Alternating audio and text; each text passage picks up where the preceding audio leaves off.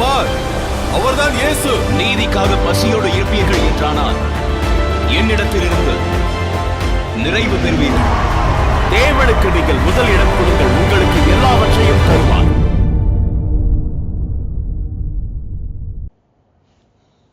ஆண்டவராகிய இயேசு கிறிஸ்துவின் இனிதான நாமத்தினாலே அன்பானவர்களே, அற்புதமான ஜூலை மாதம் 19ஆம் தேதி வெள்ளிக்கிழமை உங்கள் ஒவ்வொருவரையும் வாழ்த்துகின்றோம். பிரியமானவர்களே, இந்த நாள் ஒரு இனிய நாள். இது ஆண்டவர் நமக்காகவே படைத்த வெற்றியின் நாள். இந்த நல்ல நாளில் ஆண்டவர் இயேசு சுவாமி நம் ஒவ்வொருவரையும் அபாரமாக ஆசீர்வதிப்பாராக. ஆமென்.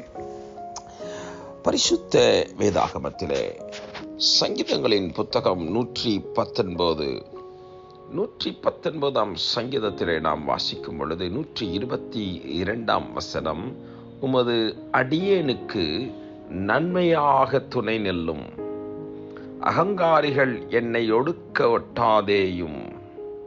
உமது அடியேனுக்கு நன்மையாக துணை நில்லும், அகங்காரிகள் என்னை ஒடுக்க விட்டாதேயும். ஆமென். பாருங்கள், ஆண்டவரே, உமது அடியான், நீங்க தான் எனக்கு துணையாக நிற்க வேண்டும். அகங்காரிகள் என்னை ஒடுக்க அனுமதி கொடுக்காதீங்க. நான் உமது அடியான். அற்புதமான ஒரு வேத பகுதி. நான் உமது அடியான், உமது ஊழியக்காரன். I am your servant. ஆகவே நீர் எனக்கு நன்மையாக துணை நிற்கணும்.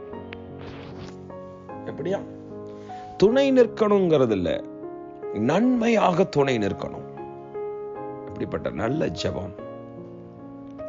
நான் உம்முடைய வேலைக்காரன், உம்முடைய ஊழியக்காரன், உம்முடைய அடியான். ஆகவே நீர் எனக்கு நன்மை செய்யும் அல்ல, நன்மையாக துணை நிற்க வேண்டும். வெறுமனே துணை நிற்க வேண்டும் என்ற நன்மையாக ஒரு நன்மையை ஆட் பண்றாரு. நீங்க எனக்கு நல்லது பேசணுங்க. சில நேரங்களில் நம்ம பிரச்சனைகள் நடக்கும் பொழுது சிலரை அழைத்து கொண்டு செல்வோம் உதவிக்காக. நமக்காக பரிந்து பேசுகிறவர்கள், நமக்காக நியாயம் பேசுகிறவர்கள், நமக்காக ஏற்றுக்கொண்டு பேசுகிறவர்கள்.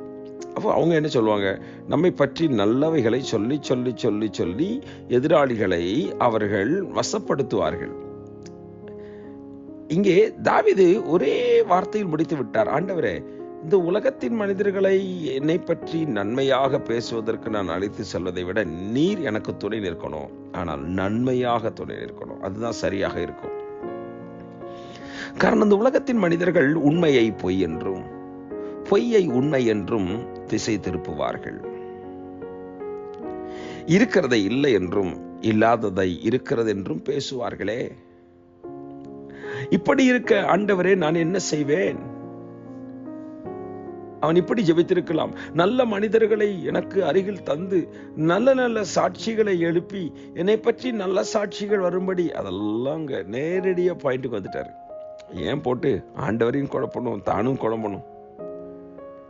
ஏன் தனக்குள்ளே ஒரு குழப்பமும் இந்த மனிதனுக்கு வர வேண்டாம். இன்றைக்கு இந்த குழப்பங்கள் தான் நம்மை மிகவும் பரிதாபமான நிலைமைக்கு தள்ளுகின்றன. நேரடியாக விஷயங்களுக்கு வருவோம், விவாதங்களுக்குள்ளே நுழைவோம், ஆண்டவரிடம் பேசுவோம். ஆண்டவரே, நீர் எனக்கு துணை நிற்கணும், ஆனா நன்மையான துணையா இருக்கணும், எனக்கு நல்லது செய்யணும். நீங்க எனக்கு துணைக்கு நிற்கிறீங்க, நல்லது. அநேகர் வருவாங்க, துணைக்கு வர்றேன்னு கடைசியில் நமக்கு ஆப்படிச்சுட்டு போயிடுவாங்க. அநேகருடைய வாழ்க்கை அப்படிதான் இருக்கிறது. அகங்காரிகள் என்னை ஒடுக்க அனுமதி கொடுக்காதீங்கப்பா. என்னை யாரும் ஒடுக்கிடக்கூடாது. நான் உம்முடைய பிள்ளை. என் ஆவியை ஒடுக்கிடக்கூடாது. என் சரீரம் ஒடுங்கி போயிடக்கூடாது. அநேகருடைய சரீரம் ஒடுங்கி போய்விட்டது.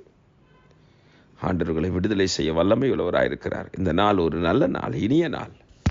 அன்பானவர்களே, இந்த நல்ல நாளிலே ஆண்டவர் உங்கள் ஒவ்வொருவரையும் அபாரமாக நிச்சயமாக பாதுகாத்து ஆசீர்வதிப்பார். God bless you. Amen.